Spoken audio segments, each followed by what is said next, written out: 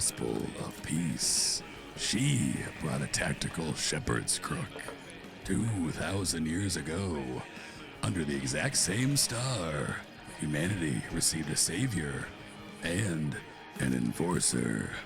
This summer, witness the untold blood-soaked origin of history's most immortal badass.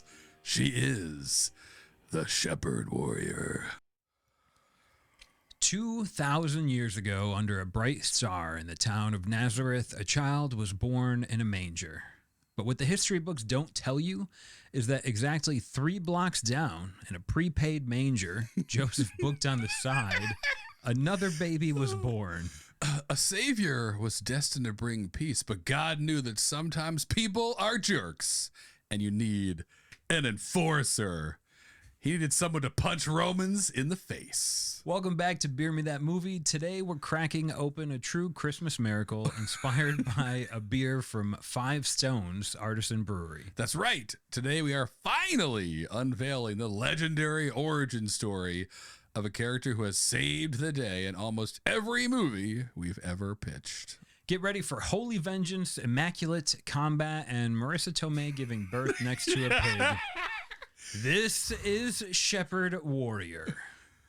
A few questions we're going to try and answer in this feature film are, what happens when your half-brother is the Prince of Peace, but you are the Adjudicator of Men?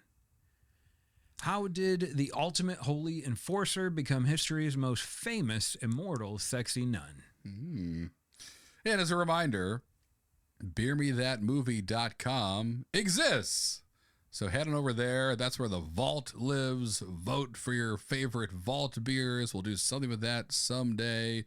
Check out past episodes. Look at goofy photos of John and I we took a long time ago. Looks like my hair is floating. And other fun stuff over at beermethatmovie.com. So welcome to Act 1, The Other Manger. We could call it. That'd be a good name for this. If Adam Sandler made this movie. Look, we know we're tiptoeing on something that probably half of Americans subscribe to as a really important thing. Yeah. So I just want to preface that this is a fictional story created entirely from imagination, inspired by a beer name. We're not meaning to throw dirt at anyone, but we just we had to do it. It's what everyone voted for. So we're also not trying to start a cult. So please don't take any of this seriously, one way or the other. Well, I mean, or maybe not. That's a good point, but I think cult is the next step in our hierarchy of maybe we professions. should. Maybe we are. Let's see what happens. Let's not cross anything off the list. Let's leave some doors open. All the best cult leaders started out not wanting you're to right, start exactly. a cult. No, it's just a nudist colony. It was a calling. Yeah. I also have some ideas. So Harrison, the beer name was Shepherd Warrior. We had a little bit of fun with it in the Fast Five last week. It resonated with the majority of the votes. Should have known. So it was checked in by someone named Alex. Tell me about the protagonist here, because we took Shepherd Warrior on a roller coaster in the Fast Five. Are we sticking with that idea? Oh, yeah. Yeah, I mean, I think we should have known this was going to be the feature. I thought, I held on hope for Gravity Plan. That's in the vault. But when we dangled, this could be the Sexy Nun origin story out there, you guys jumped all over it and it overwhelmingly won. So, yes, we are going to roll with that. The Sexy Nun, we've talked about her in dozens of Beer Me That Movie episodes / Fast Fives that never even became features.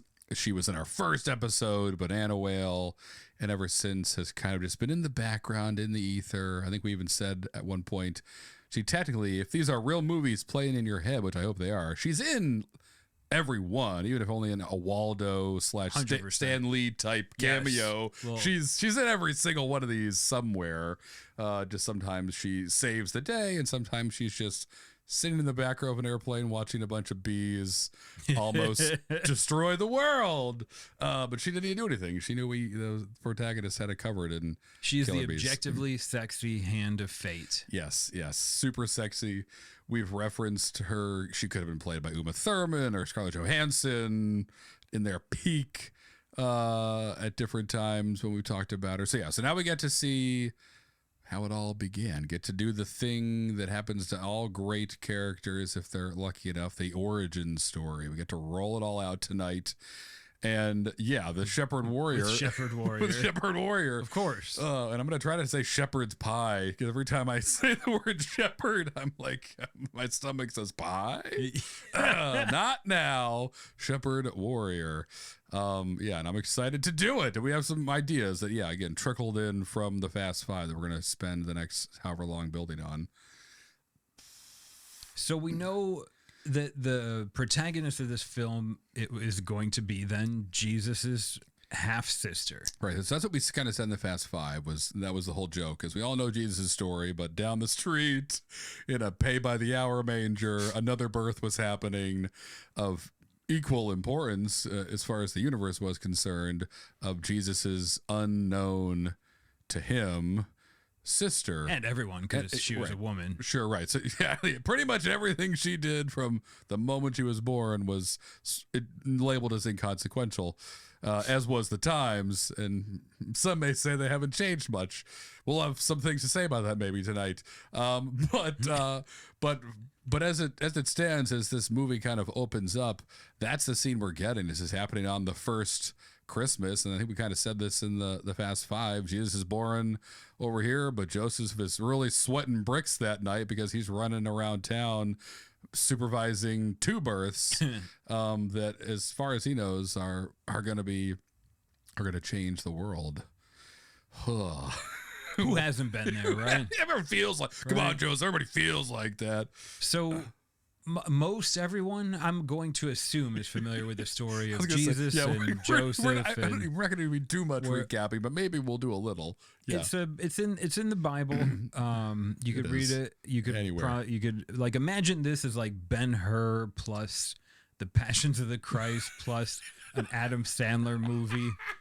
Sure, something along those lines. Yeah. But so Alex, I guess. That's right. Alex checked this in. Alex is played by, we're going to say Alex is Alexandra? Yeah, I think we should instead, sorry, Alex, but this is the card we were dealt. That Sexy Nun is a sexy lady, so we're going to change you into Alexandra right now. That'll be the A, Poof, the alpha. You've just gone to public school in Denver. To each their own, and we're happy for you. We're happy for all of us, because now we have a name for our Sexy Nun, but we can all call her Sexy Nun forever. True. But tonight we'll refer to her as, because she's not that yet, this is the origin story, she's just as Alexandra, a female baby born down the road.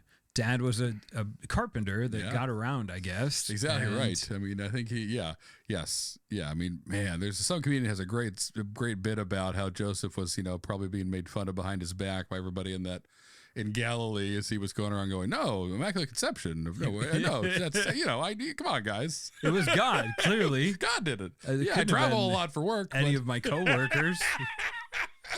I'm sure. Why would she lie? That's perfect. I'm surprised there haven't been more of those, honestly, over time. Maybe there have been. So he's smart. He's kind of like Jim Carrey's character in Me, Myself, and Irene. Maybe living a little bit in denial, but he's becoming aware of it. And takes solace in a fair bar maiden, and their paths crossing is what kind of allows this whole story to unfold. This second divine baby, and I think I want to know about this bar maiden. Yeah, and I think that's I've got some ideas, but I want to know what is she? Who is she? What's she doing? Yep, and I think this is where the movie opens up. It's going to be a gritty, chaotic birthing scene, John, and not the serene birthing scene that we often see in a movie. Right, with the sheep baaing and the horses standing quiet. That's happening in Jesus's boring manger, but in this heavy metal manger that's birthing the shepherd warrior, it's going to lay waste to a bunch of bad dudes throughout the course of her life. Nope, there's a lot of chaos happening in there. There is a goat, but it's on its hind legs and it's black.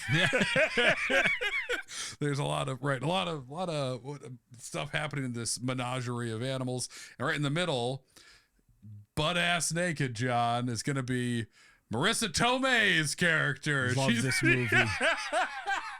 Love this movie. I think she's the only one powerful enough and sexy enough to be the mother of the Sexy Nun. Any unmentionable parts conveniently covered up in the foreground by like a goat's head or maybe we can do pig's that. Foot. Yeah, exactly right. We'll see what we can get away with here in the rating system. Marisa'd be open for it. I'm pretty sure, I'm sure she would be. She's a classy girl. She is. She'd want to do it right. Want to be true to the times. Everyone's naked. I like that we're taking like the nativity scene that everyone's familiar with around Christmas time and just turning it into like right. Now imagine this was in Showgirls. Imagine a Showgirls nativity scene.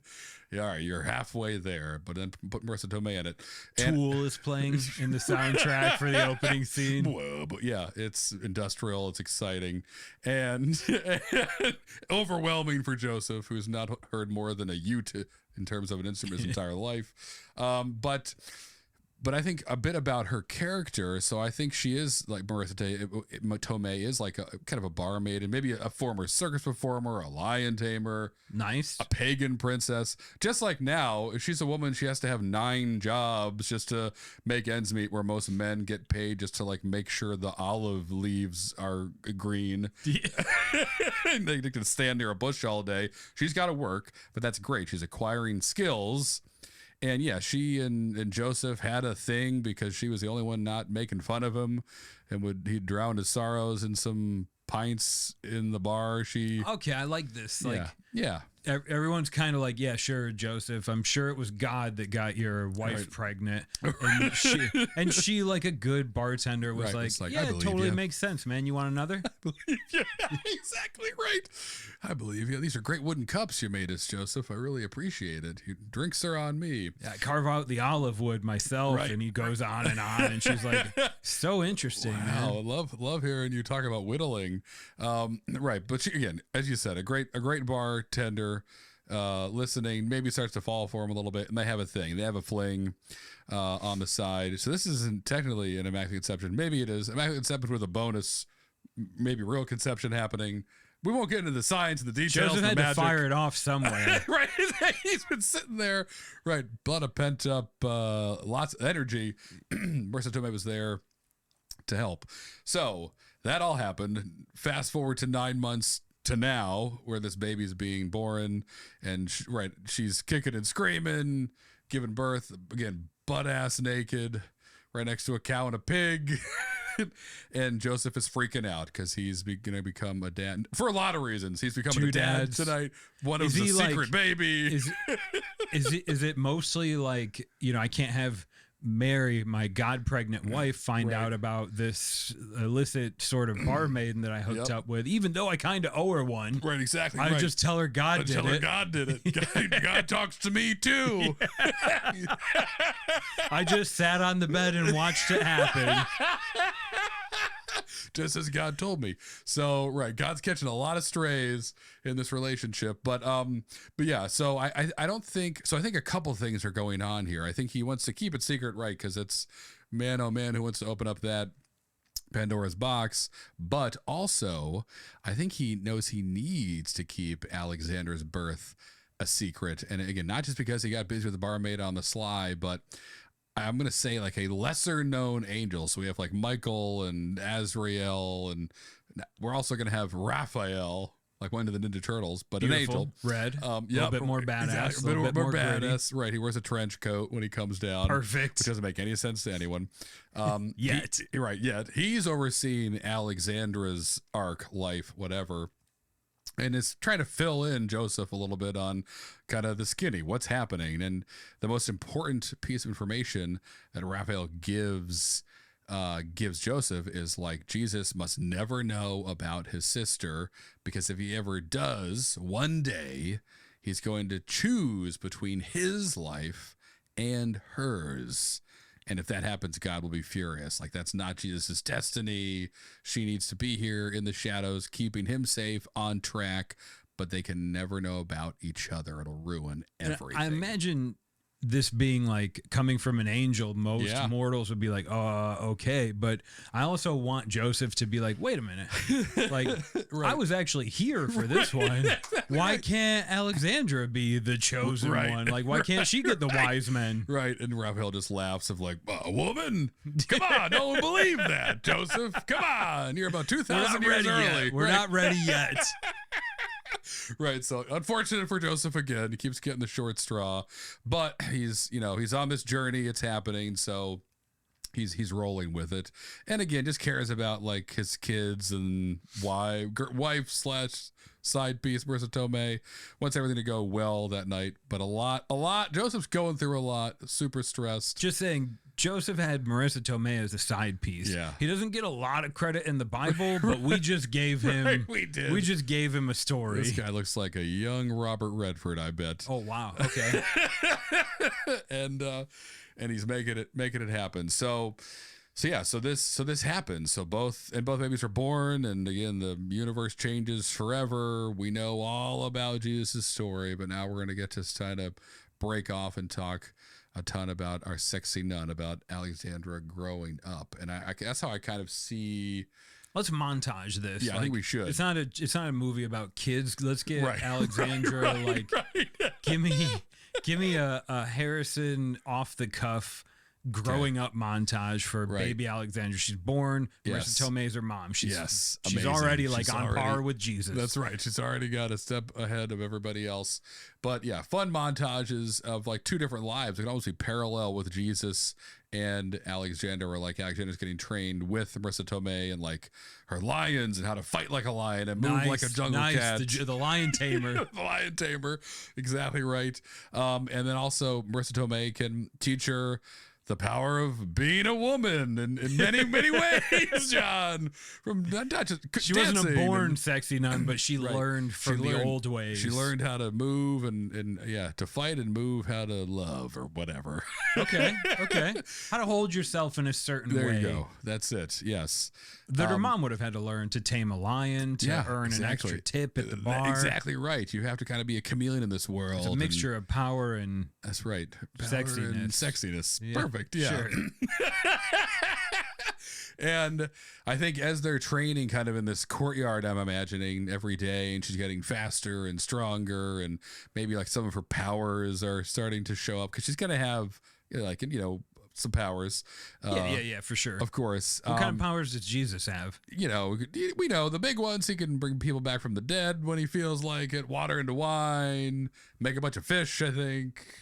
He can make blind people see. He's got like healing powers. Mostly healing. Alexandra she's more about, destructive powers. Nice. Okay. So there's a yin and a yang happening there, if you will. Jesus got the yang. Yeah, I think so. I think that's how that works.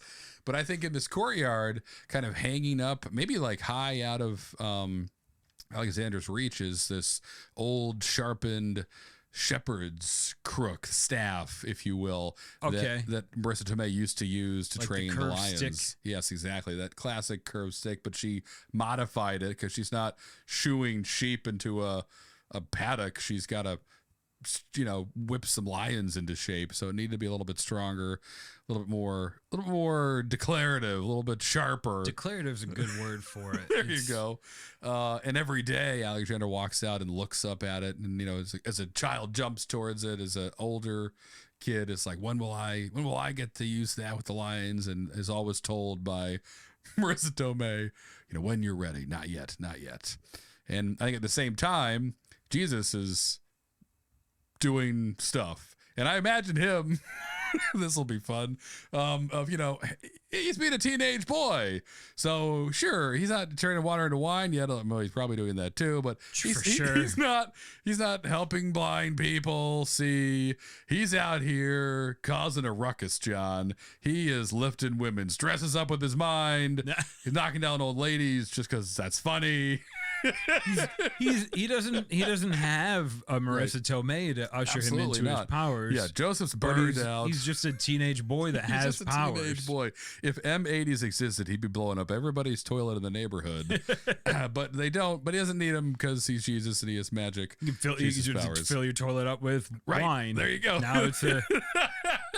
Exactly. Now you right. think you have a urinary tract Right, infection you that's think really you're bad, and you dying. need to go. Whoever was before Hippocrates, you need to go find him. Can I drink my own pee? Got him again. So Jesus is punking a lot of people, and I think like this is when Alexandra and Jesus start to cross paths. But again, she's always hidden in the background, and this is as he's one day Jesus is goofing off and using his powers for not good. I envision Alexandra kind of seeing this and like using her powers to dump a bucket of water on Jesus's head or something like that, and then in like kind of a homemade loudspeaker type device to make her voice deeper, yelling out of sight from the shadows or like the top of a building, like, "Son, you disappoint me," and Jesus freaks Jesus out. right out. Yep. Thinking it's God. Oh my God, Dad, I'm sorry. I heard my dad was God, but I've never actually seen It's him or happening. heard him. Right. Now it feels real, this and I booming feel like I'm in voice. trouble. Right, and he vows to be better, and so this continues for years. That's an important line. Like Alexandra's interference Yes, is what helps yeah. set Jesus down the path that we know him for. I think so. That's how I'm seeing this story roll out. Because as many probably know, like the first 30 years of Jesus' life, outside of literally his birthday, really nobody knows what's going on. And then all of a sudden he's a 30-year-old dude walking around, looking like he manages the Grateful Dead and telling stories.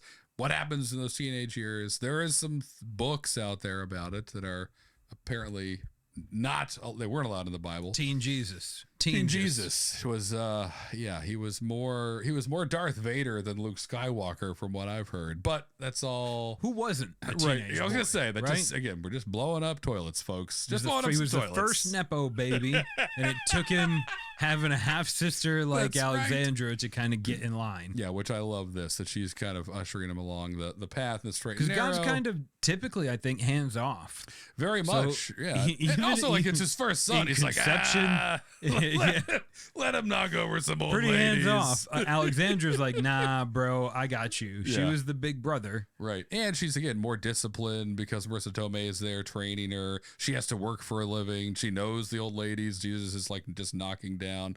So, yeah, she's more invested in, at least in a different way.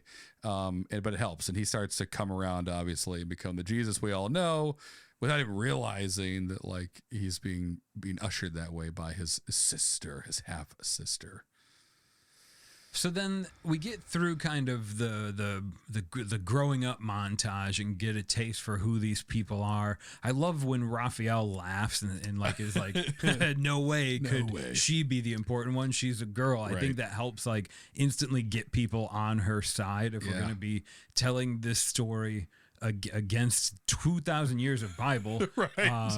We've got a hill to climb. So I like the laugh. Like, let's take us into, okay, so now we're 30.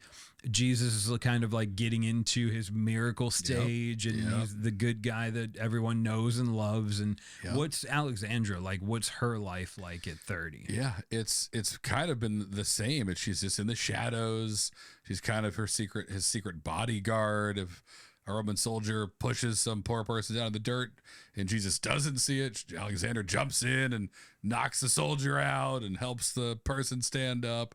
So she's just kind of playing like both like secret custodian and then secret bodyguard and secret teacher, just all hidden in the shadows, like Quiet Legend. She's just, she's supposed to be pretty much invisible. Where a woman would have to that's lead the other thing from, too. right? Gosh. Like she can't lead from the front. Right.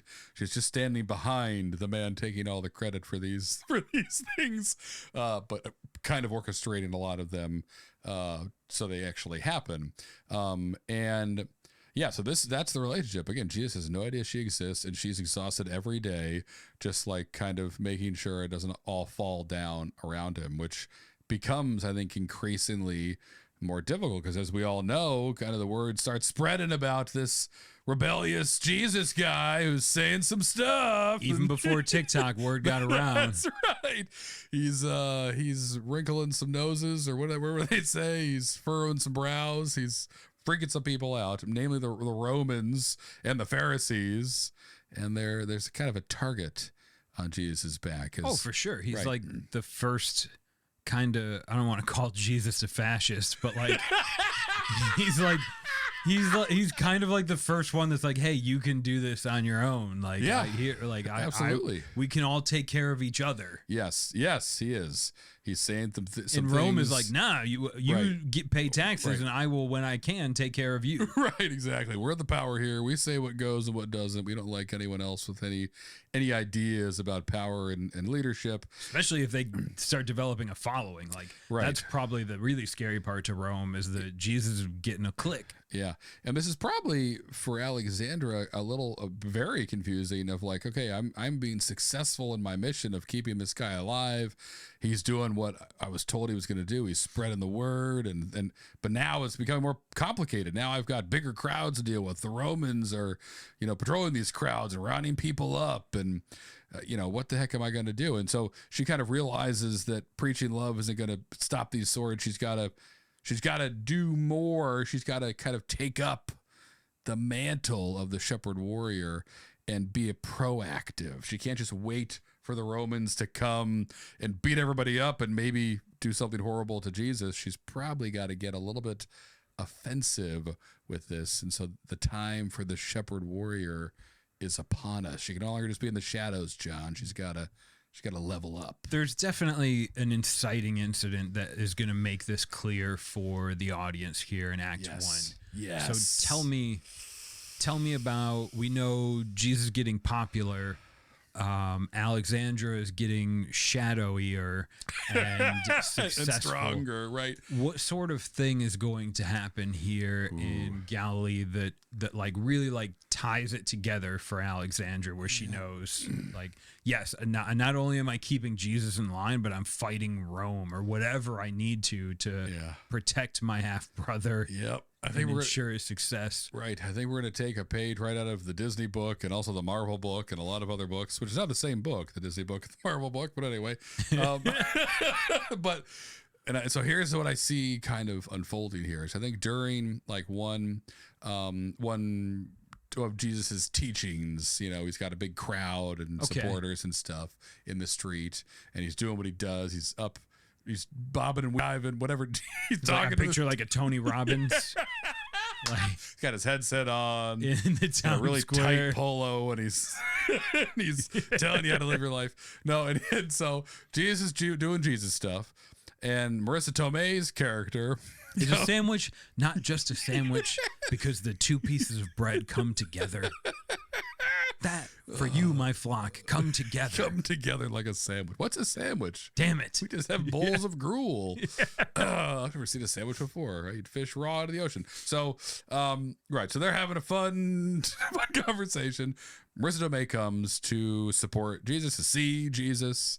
Of course, like, how could she not be drawn into this? This is like seeing Elvis. Why would you not go? At this one teaching, this one gathering, and Alexandra is, as she always says, hiding in the background, watching, and it's a bigger group than usual, and it kind of keeps getting bigger and bigger, and like any Secret Service member, she's like, this is really hard to manage, what am I going to do? And then things kind of spiral quickly. Some Roman soldiers show up, try to break up the crowd. People start pushing them back. Someone throws an old loaf of bread, of course, hits the soldier, pushes someone down to the ground. Marisa Tomei goes over to help. He turns and stabs Marisa Tomei. Stabs Marisa? Yes. Okay. Sorry, John. I mean, that's good for budget, but bad for... Okay. I'm not interested in Act 2. 15-year-olds right out there watching this. And so she gets caught in the middle and is killed. Maybe just cuts... Oh, nope, she's killed. She's killed, John. She has to die. She has to die. We're going to have it out in the writing room for this one. I know, right? Alexandra guarding Jesus. Yes. Event starts getting big. Roman soldier stabs Marisa Tomei. Oh, man. Fatally. Yep, fatally stabs hate where her. this is going. So does a lot of America. We'll try to win him back. And I think Alexander rushes to her aid, but she's unable to help. Again, Jesus has got the healing hands. She's got hands. She's got death dealing hands. He's good at stacking bodies, not bringing people back from the dead. And so, and I want this to be like this very dramatic scene where Alexander's on the ground next to Marisa Tomei. She's dying. And Alexander looks up towards Jesus. She forgets about her mission for a minute. And it's just kind of like that daughter watching her mother, knowing the solution, a man that can help is feet away, but she really can't. She just can't do anything about it, but she wants to. And Jesus sees Alexander for the first time and takes a step forward to help, but is like quickly grabbed by his disciples who usher him away. Because again, the Roman soldiers ripping through the crowd looking for Jesus, looking to shut down the guy who's responsible for this gathering. And so they take him away, and Alexander's left alone in this square holding her mother as she fades away. Invisible to the Roman soldiers. Two females. Don't even see him. Yeah, exactly. Right. No, not get any log books about how many people died that day. Just completely missed out. And that I think is how Act 2 should end, of just her, both those women in the square, Marisa Tomei dying, Alexander now at a crossroads for the first time. And I think lost. We give Marisa Tomei, who isn't named in the movie, but we know her as Marisa Tomei. We give her the line that ushers in Act 2, and I think it's go get the crook. Go get the crook. Now is your time, right? You're now ready. You're ready. Something like that, where she now we know ready. Now we're coming into a different Alexandra in Act 2. So Act 2, the Adjudicator of Men. It's a cool name. Great name. It's a cool thing to be. It sounds like cool to put on your LinkedIn. Yeah, Adjudicator. I'm gonna do that tomorrow. 2 years at a tech startup. 5 years Adjudicator of Men. Adjudicator of Men. What does that mean? I can't talk about it. Do you want to know? Yeah.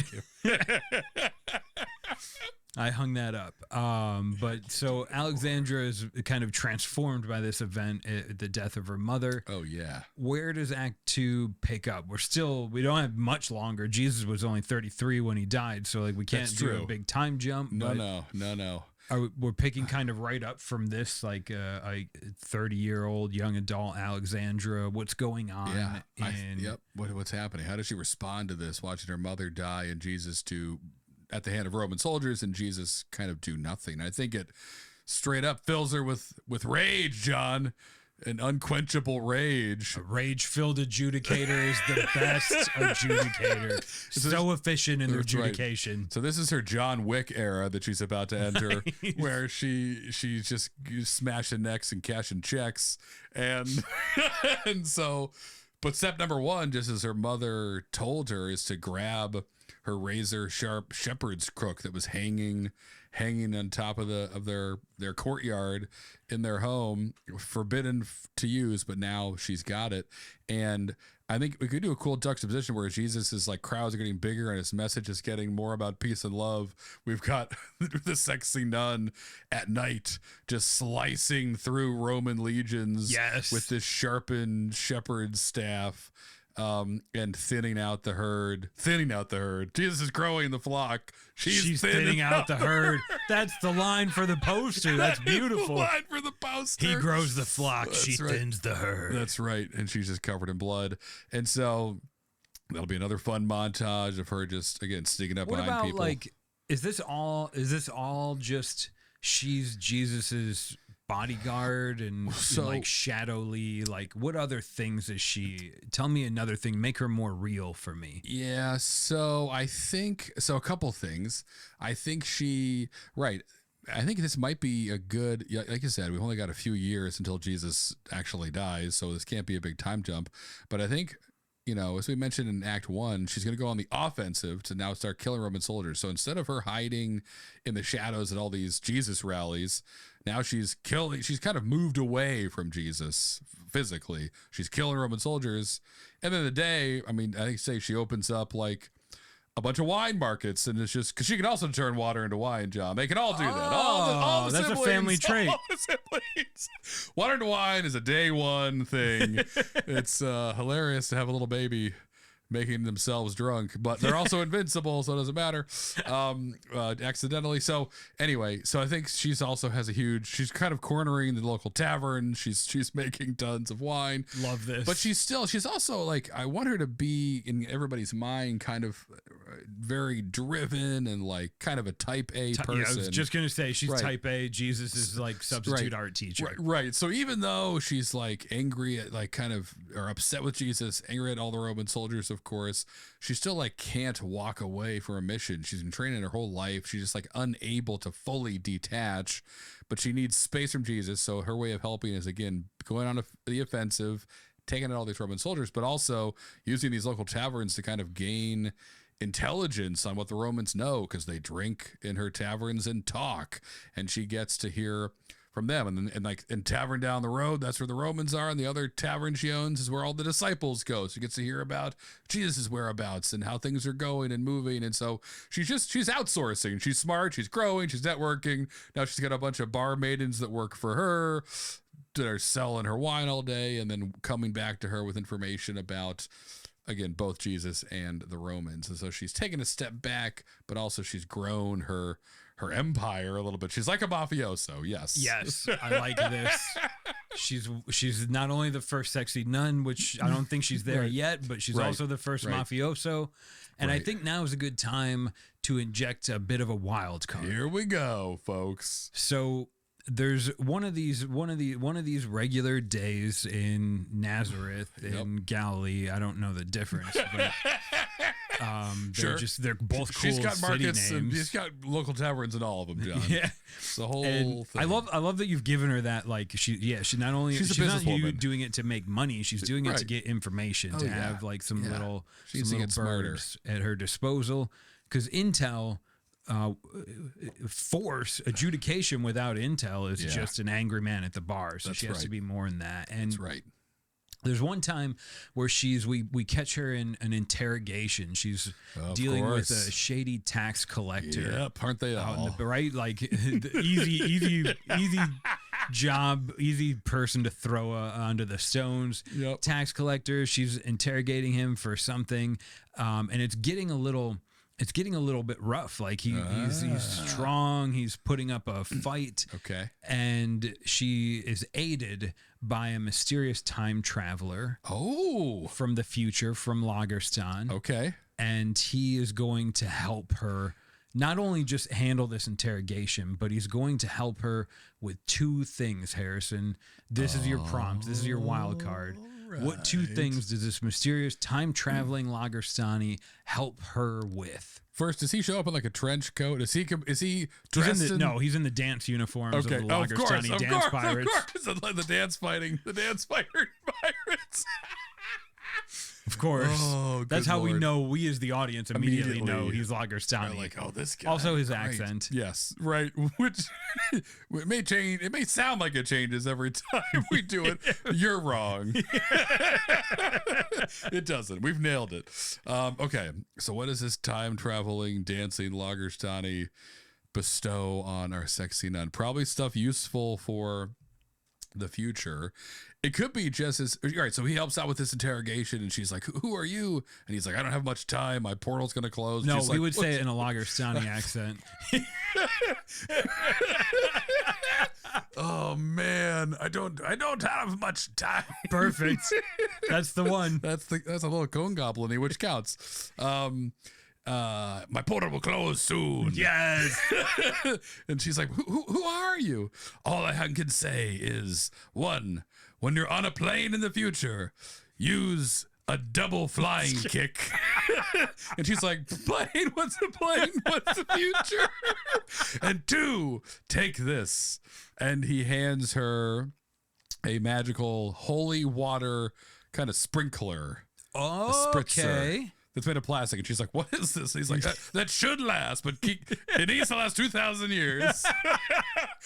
What's plastic? What is this? Who are you?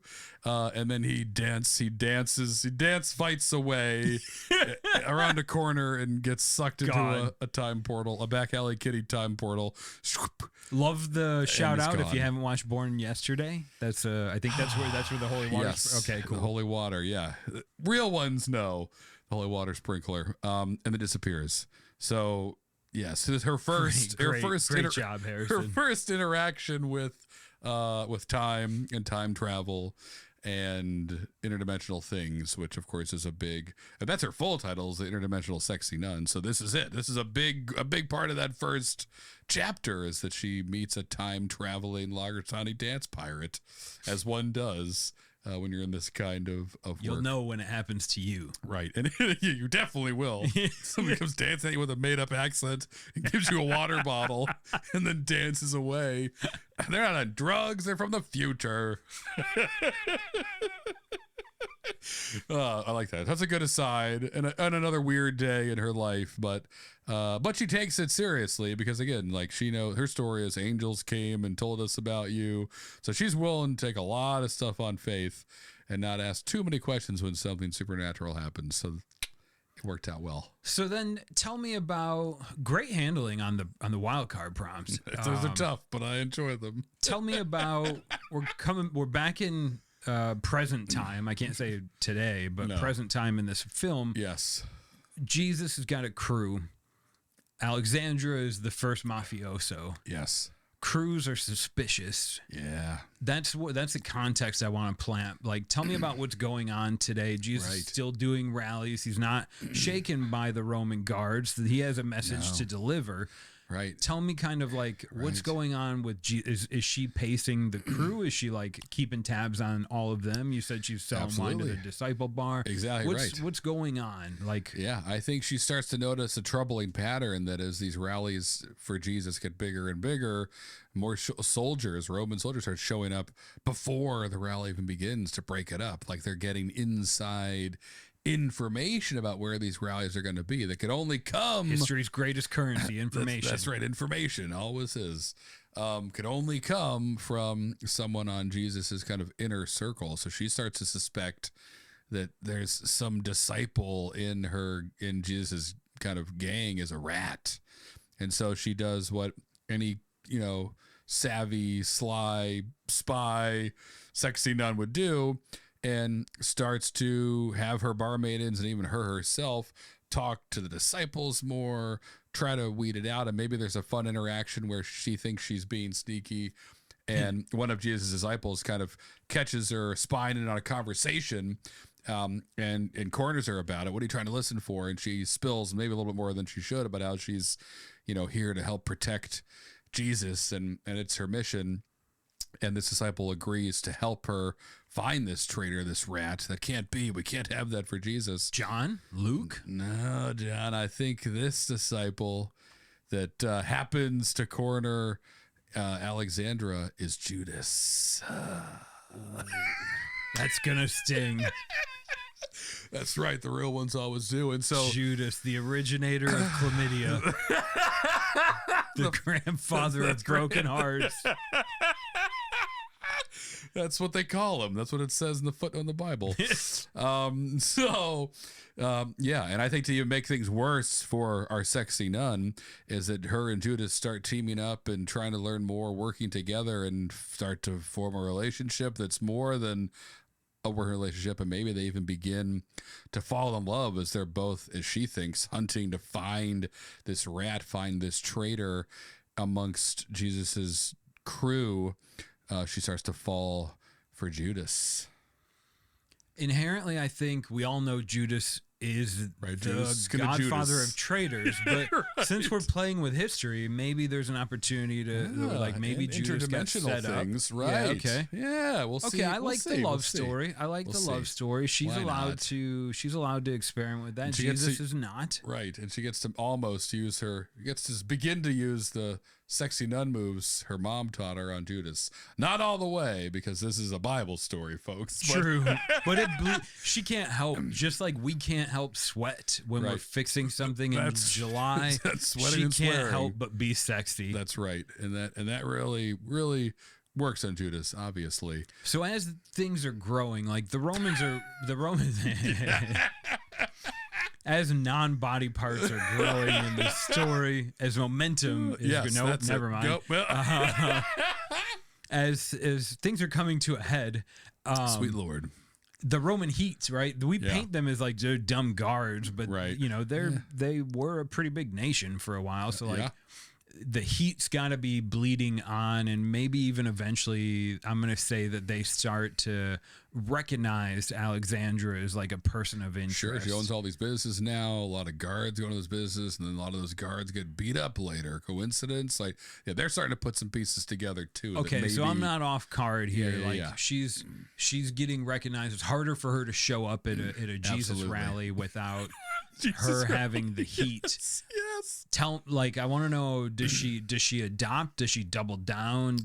What's her adaptation? What's her jungle cat training? Sexy person, sexy pagan. There we go. Yeah. So I think what could happen is she starts to notice that maybe she tries to go to a rally, is seen by some guards. That's her, and she has to disappear and run and hide, and gets into a part of town where her house where she grew up in is, and she's hiding. She hasn't been there in a while inside her old home, and brings back a lot of memories and of her mom, and she's walking through it, and at the end of their old bed, now covered in dust in this kind of dilapidated house that hasn't been taken care of for years, is an old trunk, and inside that trunk Alexandra finds one of her mom's old kind of pagan priestess dresses, her moon and sun dress, John, nice, which of perfect, course the yin and the yang, the yin and the yang is back, but those are black and white, and so she takes that dress and kind of cuts it up, and I think it creates the first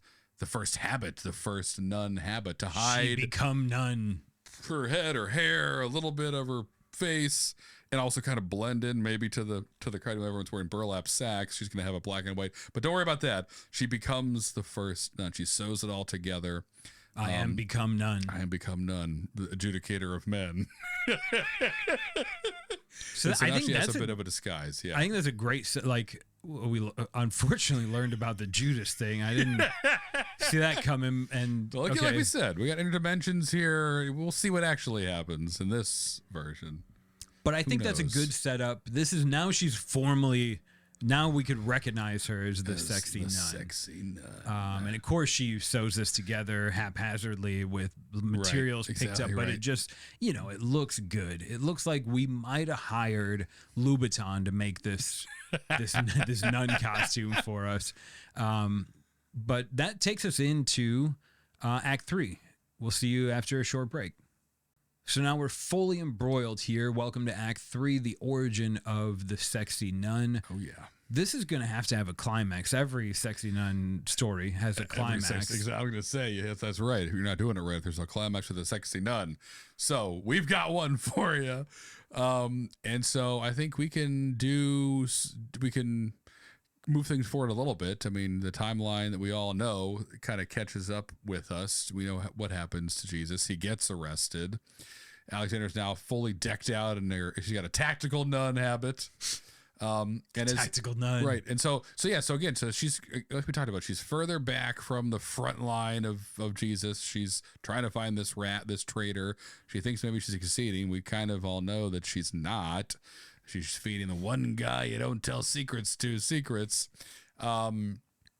That gets Jesus caught. And so that's like the ultimate red flag for her. She's got to take things to the nth degree, puts on her tactical nun habit, storms the Roman garrison where he's being held, and we have this awesome battle scene. Maybe now she has 2 shepherd crooks. She's been fashioning one in secret. She made her own, and so now she's doubling up like Darth Maul. She's got 2 shepherd staffs sharpened up. She's throwing holy hand grenades, John, and just murders her way to Pontius Pilate's chambers, where for now, waiting trial, Jesus is being held. So Act 3 opens up with a bop. Sick battle scene, fighting in kind of a castle. Still kind of John Wicking a little bit. Oh yeah, definitely is. 2 crooks, one to pull, one to slice. There we go. That's right. She rubs them in, and we get a 2 Chainz like overdub with 2 phones. Yep. Yes. I'm with you there. And she knows that Jesus has been taken captive. So this opens up with like her fighting her way to Pontius. Okay. Exactly. And tell me, we're gonna jump around in this. Sure. It's a movie. I want to kind of zoom into like right outside Pontius Pilate's chamber. Maybe she's jungle catted her way in through from the roof, and she's about to drop down. What does she see when she looks in here? Yeah. I think as she's about to rescue her brother, she thinks she's kind of gone around all the obstacles or sliced up all the obstacles she needs to. She right before she enters Pontius Pilate's chamber, she sees the last thing she expected to see. She sees Judas standing there. No, that's right, friendly with Pontius Pilate, and she's heartbroken. She immediately realizes through the shock and the heartbreak, oh my God, Judas is the rat. Of course he was the rat. Of course. He's too good looking to be trusted. Donnie Brasco, little bitch.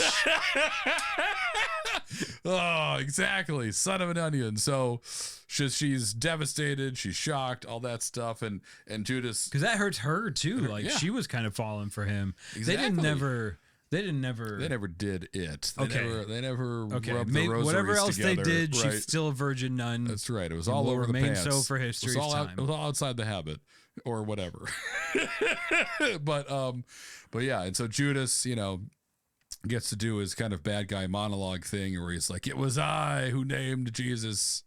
And then he turns to make it even more dramatic, turns to Alexander and is like, your brother, to the chief priest. And now Jesus is seeing this, so they're in the same room. It's Jesus, it's Judas. Judas is being a dick. So he's really throwing Alexander under the bus.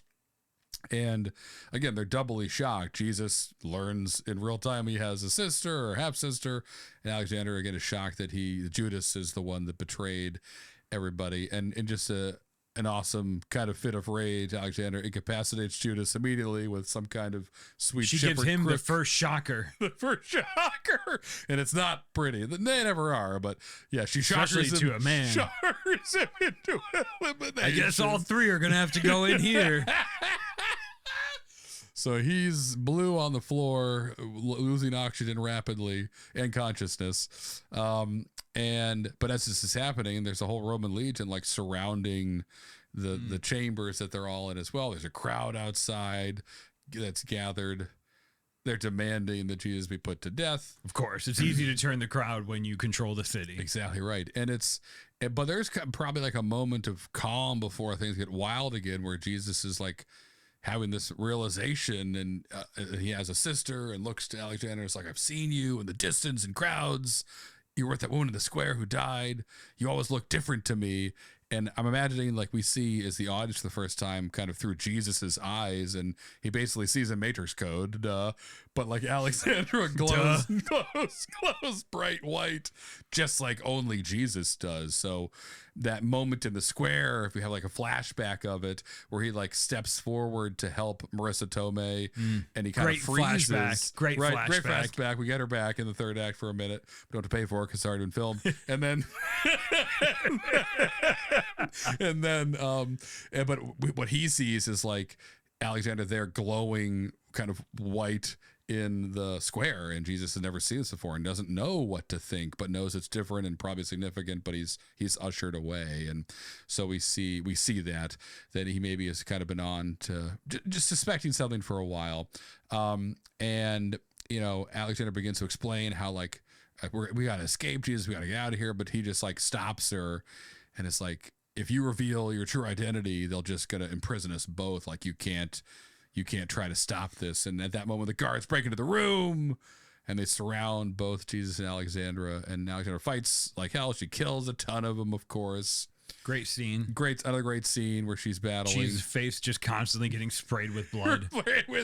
As she's cartwheeling around. That's right. Just chopping dudes' heads off. She can float now. Like she can kind of levitate for a minute. She's absolutely doing She's doing Neo cartwheels stuff. Yep. and she's doing knee kicks to the face, and it's awesome. But as that's happening, Jesus is kind of now covered in sheets of blood and is realizing like, oh boy, this is probably a lot of things. One of them is going to be bad for me. This is going to come back on me. They are not going to like this. No one's going to believe that I didn't do this. They Yes, already hate me.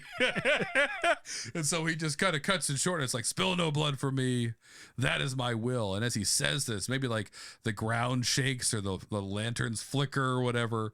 And little powers. sure. And Alexander freezes like uncontrollably, as if Jesus saying those words caused her body to stop, literally stop spilling blood and stop doing anything. There it is, folks. That's right. The men do have more power, even if they were both born sort of the same. Of a gun. It shows up again. He outpowered her. It still takes 20 men to subdue Alexander, but they do. And as this is happening, Jesus kind of strikes the deal with the guards. If you let her go, I'll come with you now, and I won't fight anymore. You get what you want. And they agree, because to them, she's just like, I mean, she killed half the army, but it's also like, we're here for Jesus. People die. It's olden times. Sometimes a lady comes in and stabs everyone. Hey, it's a bad Tuesday, or whatever they called days back then. And so Third day. right? And damn third day. Classic third Honestly, day I would stuff. like that better. I'll see you on 6th day. You're I have right. 6th day off. A 6th day off. And so she's like frozen there though. So he's being carried away and kind of like, beaten up as he's dragged down the hall to his, eventual fate. But yeah, she's frozen, can't do anything. And Jesus, just like the prophecy that Raphael laid out in the beginning, comes to be.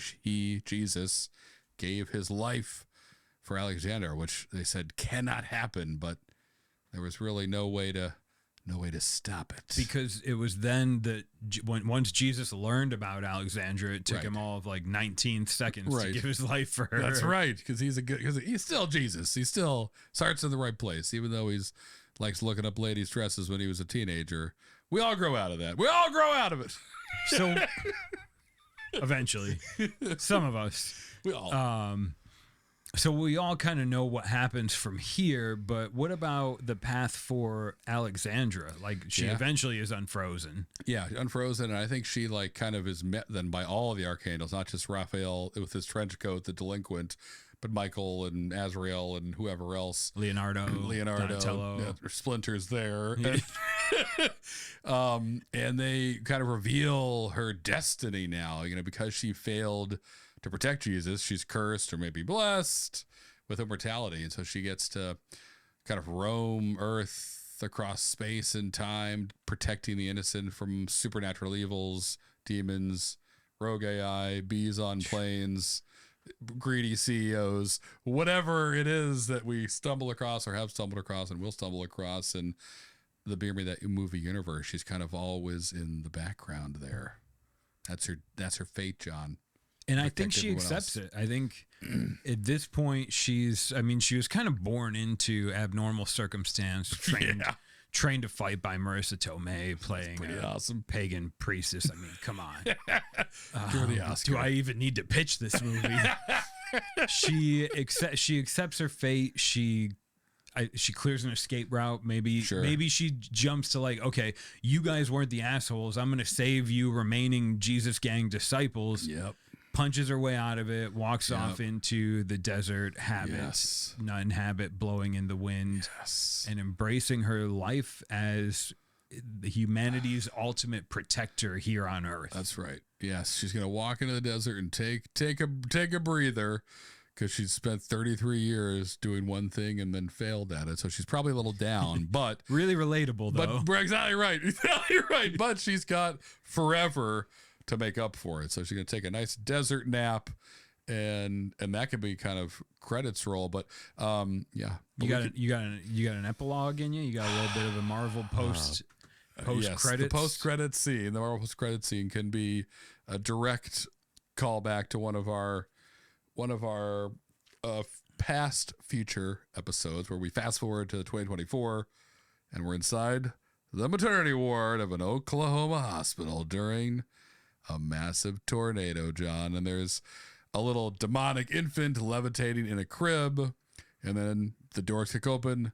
The shepherd warrior, or as we all know her now, the Sexy Nun, steps into the room, pulls out that trusty holy water sprinkler that the Loggerstan dancing air pirate who traveled through time gave her, cracks her knuckles, looks at the demon baby, and says something awesome, John. What should she say before she eliminates this demon child from the mortal world? I think she just looks down and smirks for a second, and then you hear her say, this will send you to be with the one who you truly belongs to you. Back to Judas. Oh, down to the ice lake with you. But she says it in a sexier voice than I can accomplish with my human body. Sprays that baby in the face. All right. And that, folks, is how the Beer Me That universe connects. We finally have the origin story for the Sexy Nun brought to you by the Shepherd Warrior. And we're both, I think, just still thinking mostly about Marisa Tomei and that manger, naked next to a pig. Let's get the Oscar ready. Heat it up, folks. I would love to be the one to give it to her. Love to play the pig. I can oink good. Hire me. Please. Please make sure to tune in next week when we return with another Fast Five. Until then, peace. Punch. And give me your holy water sprinkler.